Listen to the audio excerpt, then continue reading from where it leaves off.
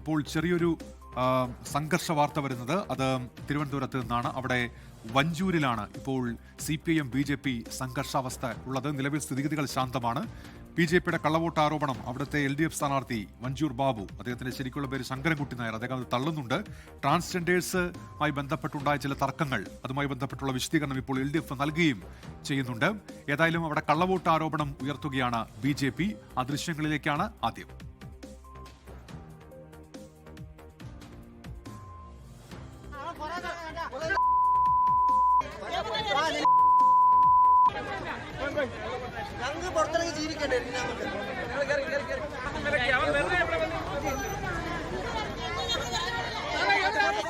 വഞ്ചൂരിലെ രണ്ടാമത്തെ ബൂത്തിൽ റീപോളിംഗ് വേണമെന്നാണ് BJP ഇപ്പോൾ മുന്നോട്ട് വയ്ക്കുന്ന ആവശ്യം. എന്നാൽ ആരോപണം CPIM നിഷേധിക്കുകയാണ്. LDF സ്ഥാനാർത്ഥി വഞ്ചൂർ P. ബാബുവിന്റെ പ്രതികരണത്തിലേക്ക്.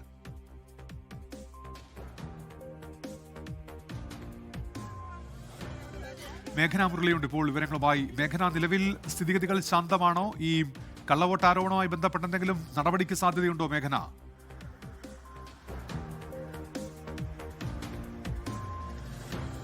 ഞാനിപ്പോൾ നിൽക്കുന്നത് വഞ്ചൂർ ബൂത്ത് നമ്പർ 2 മുന്നിലാണ്. അവിടെ ഇപ്പോൾ ഒരു സംഘർഷ സാഹചര്യം, ഒരു അയവ് വന്നിട്ടുണ്ട്. പക്ഷേ ഇവിടെ നേരത്തെ വലിയ രീതിയിലുള്ള സംഘർഷം, അത് BJP പ്രവർത്തകരും അതുപോലെ തന്നെ CPM പ്രവർത്തകരും അതുപോലെ തന്നെ പോലീസും ഇടപെട്ട് വലിയ തരത്തിലൊരു സംഘർഷ സാഹചര്യം ഉണ്ടായിരുന്നു. പിന്നീട് പോലീസ് ഉദ്യോഗസ്ഥർ ഇടപെട്ട് ആ ഒരു സാഹചര്യത്തിൽ ഒരു അയവ് വന്നിട്ടുണ്ട്. പക്ഷേ ഇപ്പോഴും ഇവിടെ BJP പ്രവർത്തകർ ആരോപിക്കുന്നത് ഒരു കള്ളവോട്ട് നടന്നു, 200-ലധികം കള്ളവോട്ട് നടന്നു ബൂത്ത് നമ്പർ 2-ലും 1-ലുമായി എന്നുള്ളതാണ് BJP പ്രവർത്തകർ പറയുന്നത്. ഇപ്പോൾ നമ്മൾ ദൃശ്യങ്ങളിൽ കാണുന്നത് പോലെ തന്നെ വഞ്ചൂരിൽ ഇപ്പോഴും കൂടുതൽ പോലീസുകാർ എത്തിയിട്ടുണ്ട്. അതുപോലെ തന്നെ BJP പ്രവർത്തകർ ഒരു ഭാഗത്തും അതുപോലെ തന്നെ CPM പ്രവർത്തകർ മറുഭാഗത്തുമായി നിൽക്കുന്ന ഒരു സാഹചര്യമുണ്ട്.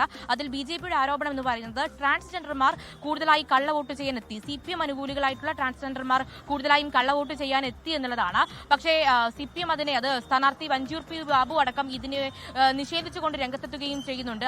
അതിന്റെ ആദ്യഘട്ടത്തിൽ ഈ ട്രാൻസ്ജെൻഡർമാരും അതുപോലെ തന്നെ BJP പ്രവർത്തകരും തമ്മിലൊരു സംഘർഷം ഉണ്ടാകുന്നു. അതുപോലെ തന്നെ ഈ സംഘർഷ സാഹചര്യം പിന്നീട് പോലീസ് ഇടപെട്ട് അന്വയിപ്പിക്കാൻ ശ്രമിച്ചെങ്കിലും അതിലേക്ക് എത്തുന്നില്ല. പിന്നീട് റോഡിൽ കുത്തിയിരുന്ന് പ്രതിഷേധിക്കുന്നു. അങ്ങനെ BJP പ്രവർത്തകരുടെ പ്രതിഷേധം കണ്ടു. അതിൽ BJPയുടെ ഇപ്പോഴത്തെ ആവശ്യം എന്ന് പറയുന്നത് ഈ ഒരു പോളിംഗ്, ഇതുവരെ നടന്ന പോളിംഗ് ക്യാൻസൽ ചെയ്യണം, റീപോളിംഗ് വേണമെന്നുള്ളതാണ്. അത്രയധികം കള്ളവോട്ട് നടന്നു. അതുപോലെ തന്നെ അവർ രേഖകളായി തെളിവുകളായി ചില വോട്ടർ പട്ടികകളൊക്കെ കാണിക്കുന്നുണ്ട്. അതിൽ ട്രാൻസ്ജെൻഡർമാരുടെ വോട്ടുകൾ ഇല്ല, മറിച്ച് ഒരു ട്രാൻസ്ജെൻഡർമാരുടെ വോട്ട് 0 ആണ്. പക്ഷേ 10-ലധികം ട്രാൻസ്ജെൻഡർമാർ വോട്ട് ചെയ്തു എന്നുള്ളതാണ്. ഇവിടെ നിങ്ങൾ പരാതി കൊടുത്തിട്ടുണ്ടോ? പരാതി കൊടുത്തിട്ടുണ്ട്. ഇതുവരെ നടപടി ഉണ്ടായിട്ടില്ല.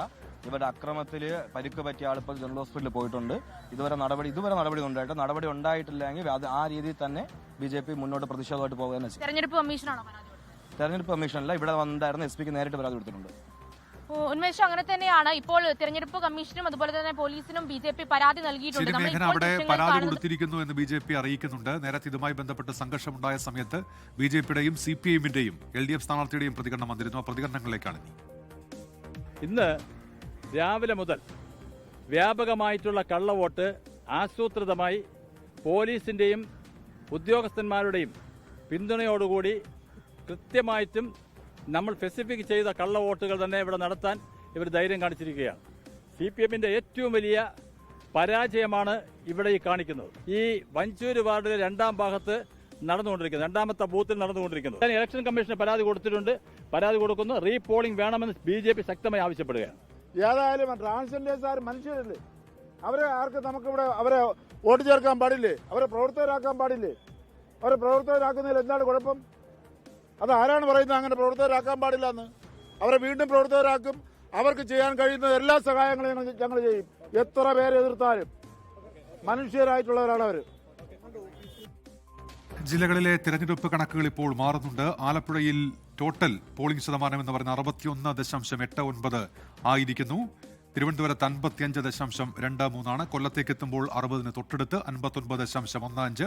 പത്തനംതിട്ടയിൽ അത് 56.95 കോട്ടയത്ത് 59.48, ഇടുക്കിയിൽ 58.24, എറണാകുളത്ത് മികച്ച പോളിംഗ് 62.86 എന്നതാണ് ഏറ്റവും പുതിയ വിവരം. ലോകത്തെവിടെയായാലും ഏത് സമയത്തും 24 വാർത്തകളും ഓഗ്മെന്റഡ് റിയാലിറ്റി പാക്കേജുകളും എക്സ്പ്ലെയിനറുകളും വിശദമായി കാണാൻ ഞങ്ങളുടെ YouTube ചാനൽ നിങ്ങൾക്ക് സബ്സ്ക്രൈബ് ചെയ്യാം.